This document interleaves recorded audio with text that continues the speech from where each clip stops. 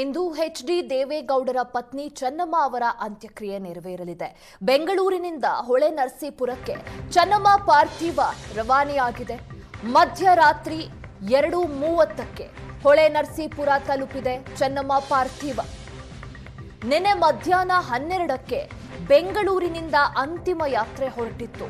ತೆರೆದ ವಾಹನದಲ್ಲಿ ಮೆರವಣಿಗೆ, ದಾರಿಯುದ್ದಕ್ಕೂ ಜನರು ಕಂಬನಿ ಮಿಡಿದಿದ್ದಾರೆ. ಹೊಳೆನರಸೀಪುರದ ಎಚ್.ಡಿ. ರೇವಣ್ಣ ನಿವಾಸದಲ್ಲಿ ಅಂತಿಮ ದರ್ಶನಕ್ಕೆ ಏರ್ಪಾಡು ಮಾಡಲಾಗಿದ್ದು, ಎಚ್.ಡಿ. ರೇವಣ್ಣ ನಿವಾಸದ ಎದುರು ಚೆನ್ನಮ್ಮ ಅಂತಿಮ ದರ್ಶನಕ್ಕೆ ವ್ಯವಸ್ಥೆ ಮಾಡಲಾಗಿದೆ. ಬೆಳಗ್ಗೆ 7ರಿಂದ ಮಧ್ಯಾಹ್ನ 12ರವರೆಗೆ ಸಾರ್ವಜನಿಕರಿಗೆ ದರ್ಶನಕ್ಕೆ ಅವಕಾಶವನ್ನ ಕಲ್ಪಿಸಲಾಗಿದ್ದು, ಎಚ್.ಡಿ. ರೇವಣ್ಣ ನಿವಾಸದ ಸುತ್ತ ಬಿಗಿ ಪೊಲೀಸ್ ಬಂದೋಬಸ್ತ್ ಕೂಡ ಏರ್ಪಟ್ಟಿದೆ. 12 ಗಂಟೆ ಬಳಿಕ ರೇವಣ್ಣ ನಿವಾಸದಿಂದ ಹರದನಹಳ್ಳಿ ಕಡೆ ಪಾರ್ಥಿವ ರವಾನಿಸಲಾಗುತ್ತೆ. ಹರದನಹಳ್ಳಿಯಲ್ಲಿ ಅಂತ್ಯಕ್ರಿಯೆ ಸ್ಥಳಕ್ಕೆ ಪಾರ್ಥಿವ ಶರೀರವನ್ನ ತಲುಪಿಸಲಿದ್ದಾರೆ. ಮಾವಿನಕೆರೆ ಬೆಟ್ಟದ ತಪ್ಪಲಿನಲ್ಲಿ ಅಂತ್ಯಕ್ರಿಯೆ ನಡೆಯಲಿದೆ.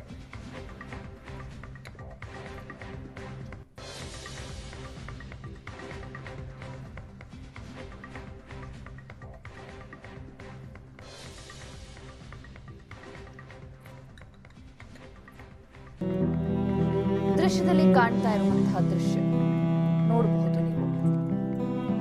ರೇವಣ್ಣ ಹಾಗೆ ಭವಾನಿ ರೇವಣ್ಣ ಅವರ ನಿವಾಸದಲ್ಲಿ ಚೆನ್ನಮ್ಮರ ಅಂತಿಮ ದರ್ಶನಕ್ಕೆ ಅವಕಾಶವನ್ನ ಕಲ್ಪಿಸಲಾಗಿದೆ. ಈಗಾಗಲೇ ಸಾರ್ವಜನಿಕರು ಅಂತಿಮ ದರ್ಶನವನ್ನ ಪಡ್ಕೊತಾ ಇದ್ದಾರೆ. ಮಧ್ಯರಾತ್ರಿ 2:30ರ ಸುಮಾರಿಗೆ ಹೊಳೆನರಸೀಪುರದ ರೇವಣ್ಣ ನಿವಾಸಕ್ಕೆ ಚೆನ್ನಮ್ಮರ ಪಾರ್ಥಿವ ರವಾನೆಯಾಗುತ್ತೆ.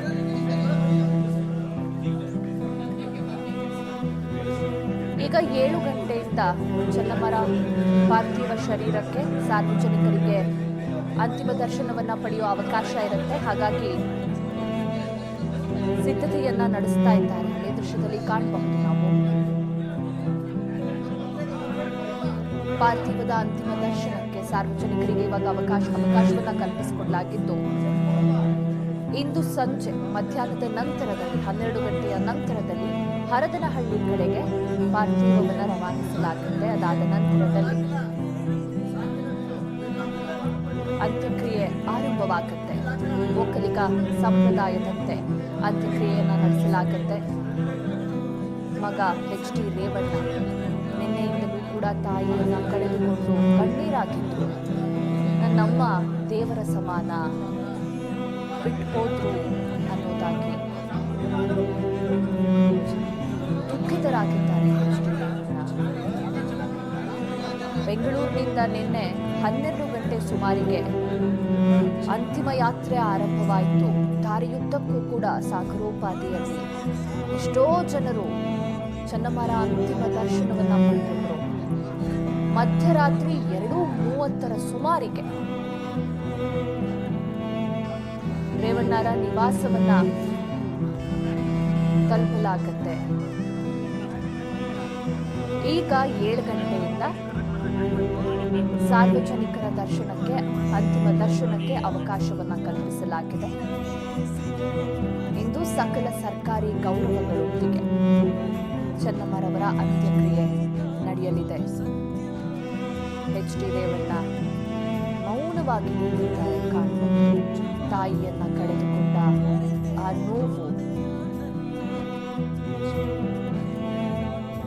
ಎಷ್ಟೇ ದೊಡ್ಡವರಾದ್ರೂ ಕೂಡ, ತಾಯಿಗೆ ಎಷ್ಟೇ ವಯಸ್ಸಾದ್ರೂ, ಮಕ್ಕಳಿಗೆ ಎಷ್ಟೇ ವಯಸ್ಸಾದ್ರೂ ಕೂಡ ತಾಯಿ ಮಕ್ಕಳ ಬಾಂಧವ್ಯ ಯಾವಾಗಲೂ ಕೂಡ ಒಂದೇ ಆಗಿರುತ್ತೆ. ಹಾಗೆ ಚೆನ್ನಮ್ಮ ಕೂಡ ತಮ್ಮ ಎಲ್ಲ ಮಕ್ಕಳಿಗೆ ಮಾರ್ಗದರ್ಶಕರಾಗಿ ಅವರ ಹಿಂದೆ ಶಕ್ತಿಯ ರೀತಿ ನಿಂತಿದ್ರು. ಮಕ್ಕಳು ಎಲ್ಲೇ ಹೋಗಬೇಕು, ಯಾವುದೇ ಕೆಲಸಕ್ಕೆ ಹೋಗಬೇಕು ಅಂತಂದ್ರು, ಇಂಪಾರ್ಟೆಂಟ್ ಕೆಲಸಗಳಿದ್ದಾಗ ತಾಯಿಯ ಆಶೀರ್ವಾದವನ್ನ ಪಡೆದೇ ಹೋಗ್ತಾ ಇರಲಿಲ್ಲ. ತಾಯಿ ಮಕ್ಕಳ ಏನಾದ್ರೂ ಒಂದು ವಿಶೇಷ ದಿನ ಇದೆ ಅಂತಂದ್ರೆ ಆ ದಿನ ದೇವಸ್ಥಾನಕ್ಕೆ ತೆರಳಿ ಪೂಜೆ ಸಲ್ಲಿಸಿ, ಮನೆಯಲ್ಲಿ ದೇವರ ಮನೆಯಲ್ಲಿ ಕೂತು ವಿಶೇಷ ಪೂಜೆಯನ್ನ ಮಕ್ಕಳ ಹೆಸರಲ್ಲಿ ಸಲ್ಲಿಸಿ ಅವರಿಗೆ ಪ್ರಸಾದ ತಿನ್ನಿಸಿ ಆಶೀರ್ವಾದ ಮಾಡಿ ಅಲ್ಲಿಂದ ಕಳಿಸ್ತಾ ಇದ್ರು. 6 ಜನ ಮಕ್ಕಳನ್ನ ಚೆನ್ನಮ್ಮ ಸಾಕಿರುವಂಥದ್ದು. ದೇವೇಗೌಡರು ರಾಜ್ಯದ ದೇಶಕ್ಕಾಗಿ ದುಡಿತಿರ್ಬೇಕಾದ್ರೆ ಚೆನ್ನಮ್ಮ ಮನೆಯಲ್ಲಿ ಎಲ್ಲವನ್ನೂ ಕೂಡ ಮ್ಯಾನೇಜ್ ಮಾಡ್ತಾ ಇದ್ರು. ಇದೀಗ ಅಂತಹ ತಾಯಿ ನಿಧನರಾದಾಗ ಮಕ್ಕಳಿಗೆ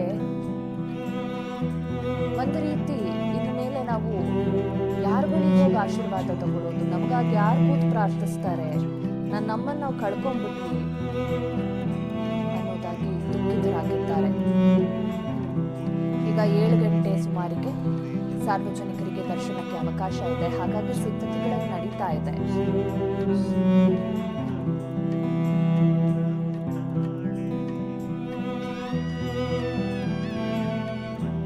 ಹೊಳೆ ನರಸೀಪುರದ HD ರೇವಣ್ಣ ಮನೆ ಮುಂದೆ, ಮನೆಯ ಅಂಗಳದಲ್ಲಿ ಈಗ ಸಾರ್ವಜನಿಕರ ದರ್ಶನಕ್ಕೆ ಸಿದ್ಧತೆಯನ್ನ ನಡೆಸಲಾಗ್ತಾ ಇದೆ.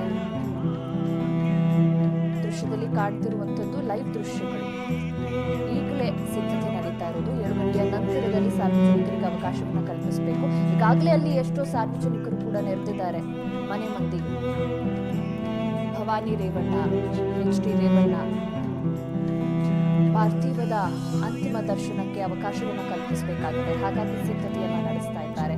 ಇನ್ನು HD ರೇವಣ್ಣ ನಿವಾಸದ ಸುತ್ತ ಬಿಗಿ ಪೊಲೀಸ್ ಬಂದೋಬಸ್ತನ್ನು ಕೂಡ ಏರ್ಪಡಿಸಲಾಗಿದೆ.